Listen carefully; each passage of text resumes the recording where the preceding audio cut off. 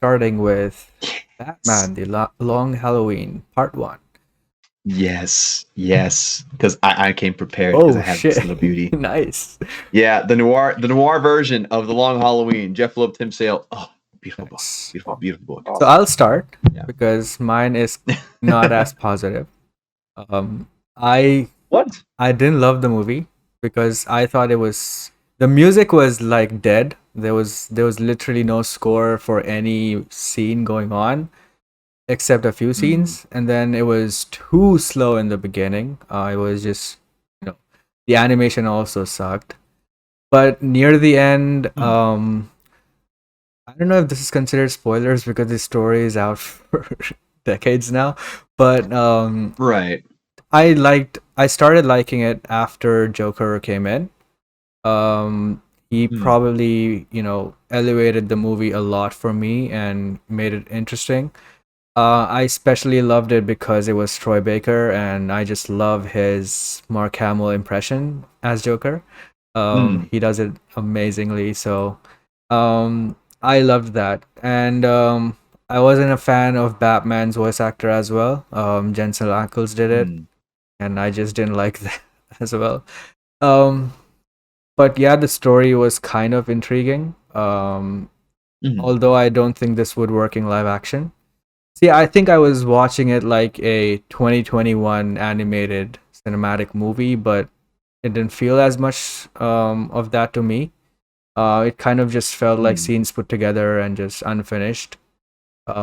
But I am mm. definitely intrigued for the next movie, and I don't know how you feel about it because I've never read the comic, so I don't know how it does, as comparison to that.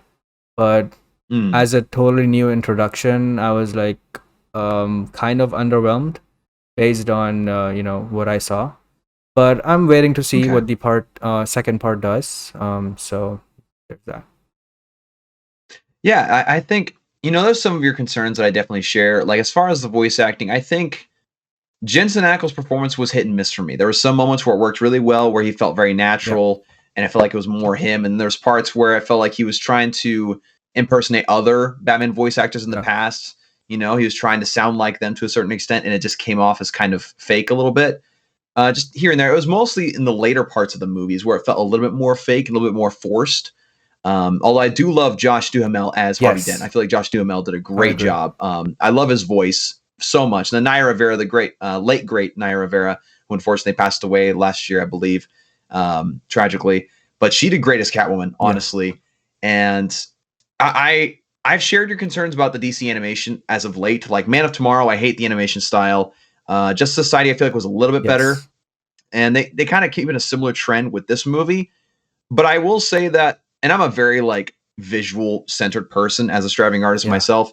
So like I hmm pay a lot of attention to this, like the visual stuff. But as far as the visuals for this movie, I feel like the thick black outlines for the characters works a little better in this one, just because like the aesthetic and the visuals are darker. Of course, being a Batman story, so like it kind of blends in a little bit better.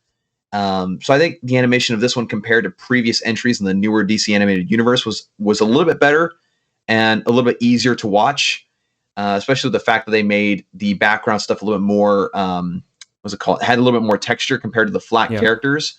It really felt like you could actually focus on the characters and just the characters with just kind of the background being what it is, which is easier on the eye. As far as the story, obviously I just showed you the book that I have. I have read the book several times, and I love the story. It is a slow burn, though. It's a slow developing story that, if you're not used, I guess it's more of a detective type of right, thing, where it slowly develops over the course of the book, and kind of like what you're mentioning with the Joker insertion into the story, which does happen in the book as well. That is kind of where it picks up in the book too, because then pieces start kind of falling together, but also things start to kind of not make sense to Batman. Like, okay, yeah, well, what's going on here? Very similar to the movie, and that's another thing that I feel like this movie does pretty well is it does stick pretty faithful to the source material. In fact, it does a great job of trying to duplicate different panels that Tim Sale drew in this, with like the different things left behind at each murder. When it says like Halloween or Christmas, like all the different things that are laid out there are like panels in the book. Like for example, there was one they did for I'm trying to remember which holiday it was. I think it was Thanksgiving.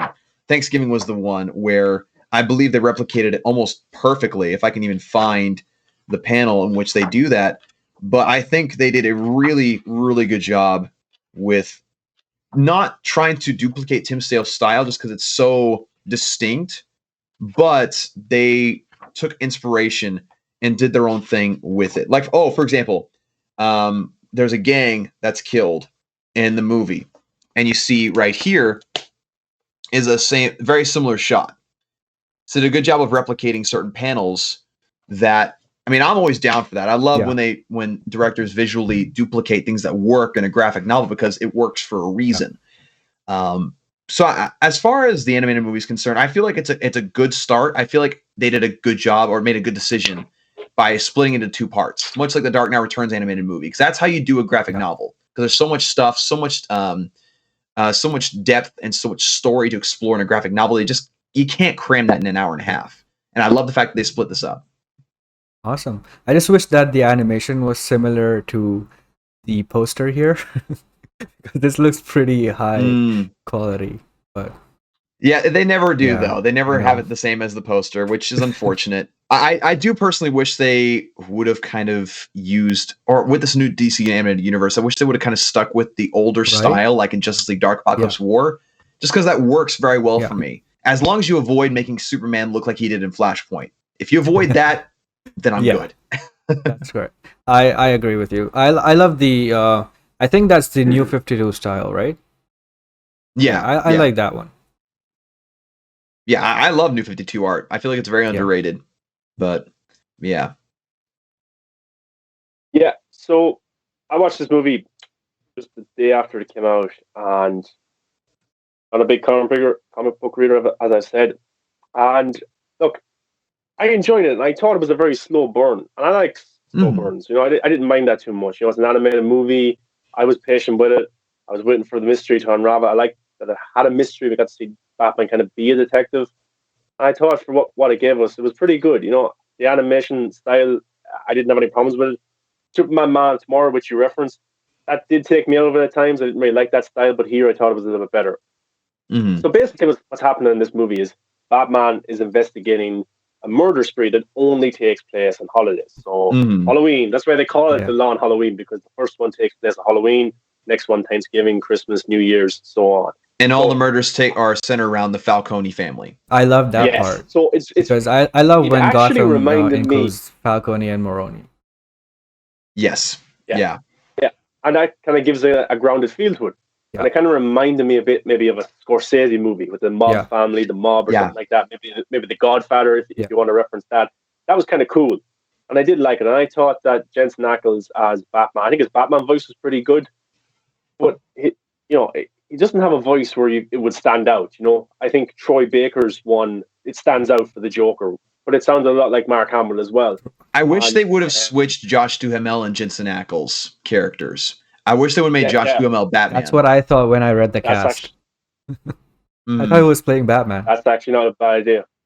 Yeah, because his voice is more distinctive. You can tell it stands out a little bit. A little more gravelly, but at the same time, like you did want to have a younger actor because it's a younger Batman in the story. Right. So, yeah, and Josh Duhamel plays Harvey Dent. I think he's pretty good. Yeah, I think Troy Baker should have done Batman as well because he does a fantastic Batman. Troy Baker needs to do everybody. Yeah. He's just amazing. Even Selena. But yeah. But no, I enjoyed it. I thought that to see the supernatural feel to this world as well, where we got to see Solomon Grundy, I think, underground. That was kind of cool. I think that's what Matt Reeves' Batman world is going to be. Grounded, but also have that supernatural aspect to it of a Killer Croc maybe, or a Grundy. I think that's going to exist. And I thought the mystery was pretty cool, and I can't wait for part 2. I will agree with Reese in the chat. I didn't like the Joker design. You know, I thought it was it's too safe. We've seen that design before. Do something different. You know, Joaquin Phoenix's one was different. Jared Leto's one was different. You know, stuff like that. I just think do something different. You have the character of Joker. There's no problem switching it up and trying something new. There's one character that I was really interested in and I wanted to see more of was Calendar Man. Because Batman goes to Arkham Asylum and he visited, he walks down the hallway and all the cells are there. So all his kind of his rogue gallery are looking at him and stuff like that. And Calendar Man's played by David Dashmalchian. Yeah. Yeah, and he's going to be in Suicide Squad as Yep. Polka Dot Man, I think. Yep. And I thought he was just, I don't know, what, like for an animated movie, he stole that scene on the screen. He was very sinister. He was just like, wow. Yeah. So I hope he's in part 2, and I would not be against maybe doing a Batman film down the line where he takes up that role again as Calendar Man and it's just a villain for the entire movie.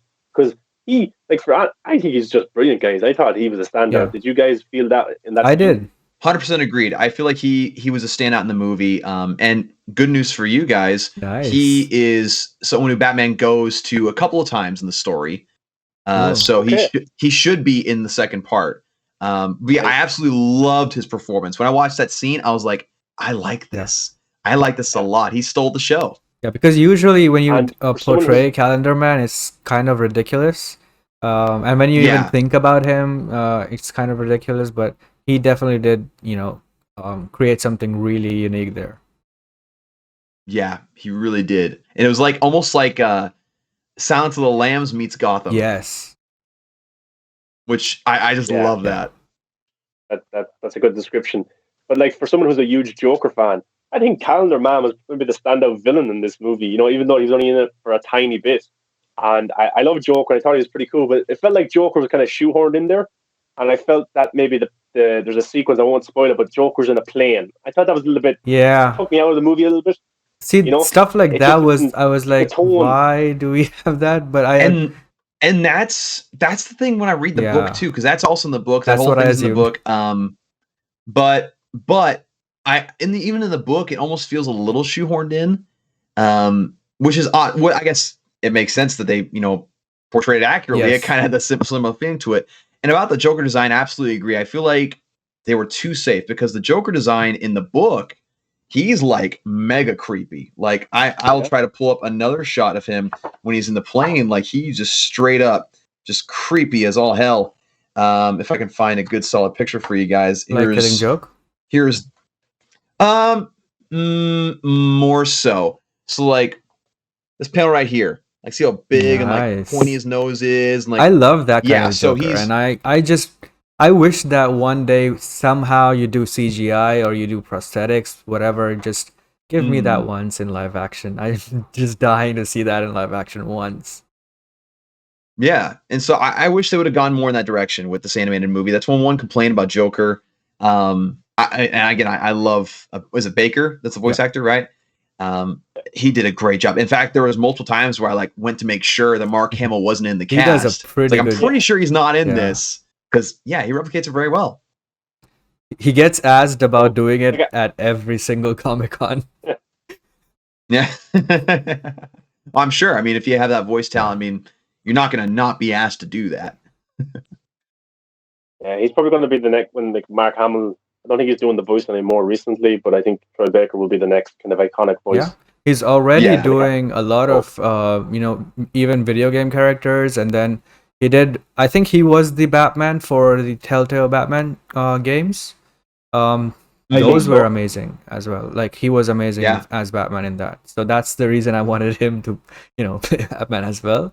But you can't do that. You just in one movie, it's hard to have that. But I liked.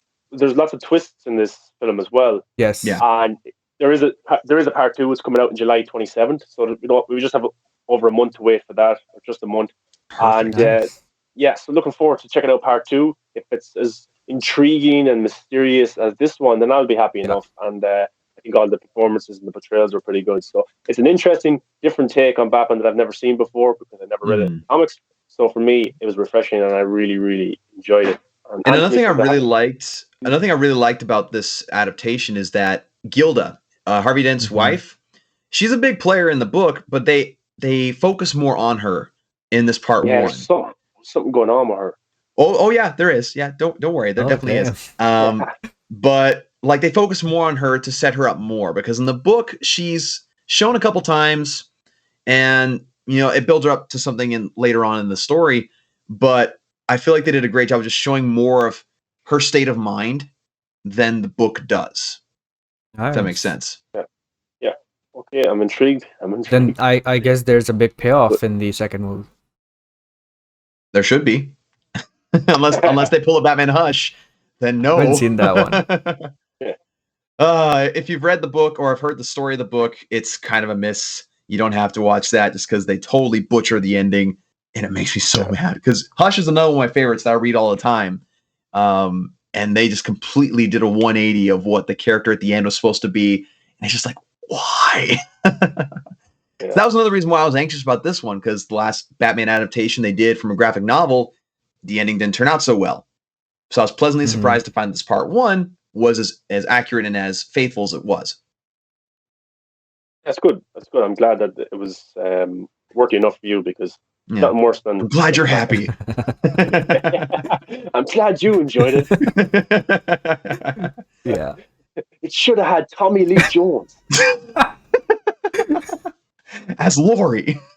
Yeah. You never hunt down Michael Myers in Gotham City. Yeah, that's what I want. I'm glad you enjoyed it. But you're wrong. Okay, I'll tweet about you later.